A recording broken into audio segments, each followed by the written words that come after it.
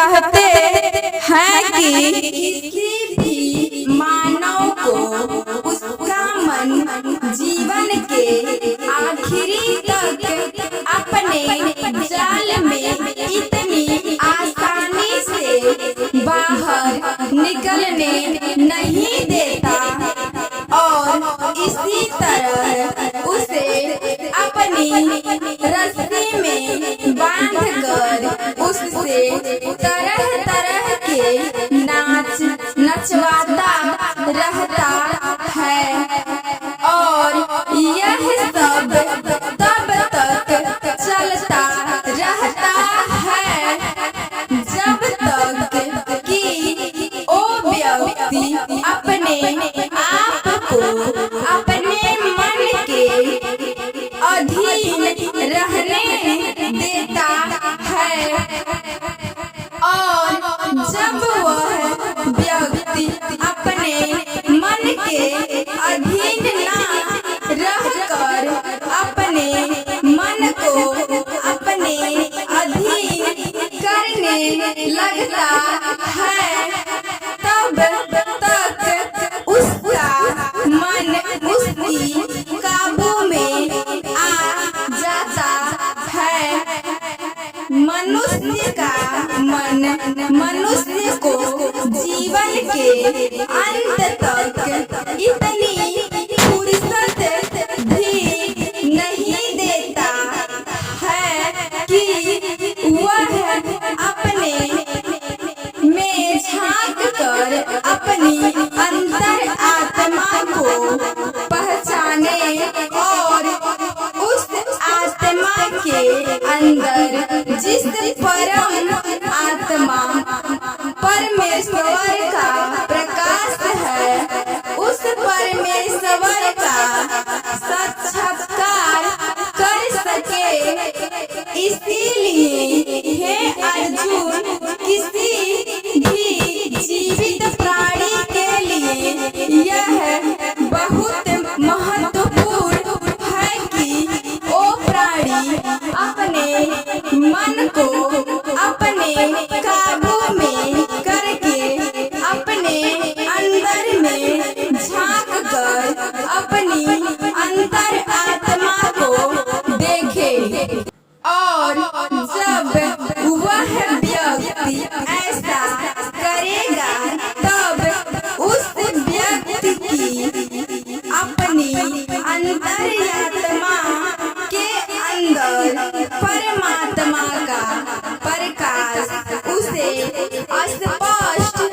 दिखाई देने लगेगा और इसी को ही परमात्मा का यानी ईश्वर का साक्षात्कार कहते हैं। हे अर्जुन मानव का शरीर एक रथ की तरह ही है जैसे आँख नाक कान जीभ और त्वचा आदि और इन सभी 5 इंद्रियों रूपी घोड़ों को जो सारथी चलाता है ओ सारथी हमारी बुद्धि है और उस सारथी के हाथों में जो लगाम है ना वह हमारा मन है और उस शरीर रूपी रथ में बैठा हुआ स्वामी ही मनुष्य की आत्मा है। मानो कि इंद्रियां विषयों की ओर आकर्षित होती रहती हैं और यह सब तब तक ही होता रहता है जब तक कि ओ मनुष्य अपने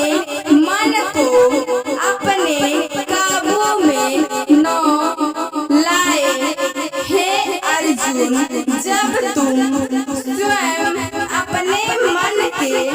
अधीन न रहकर अपने मन को अपने अधीन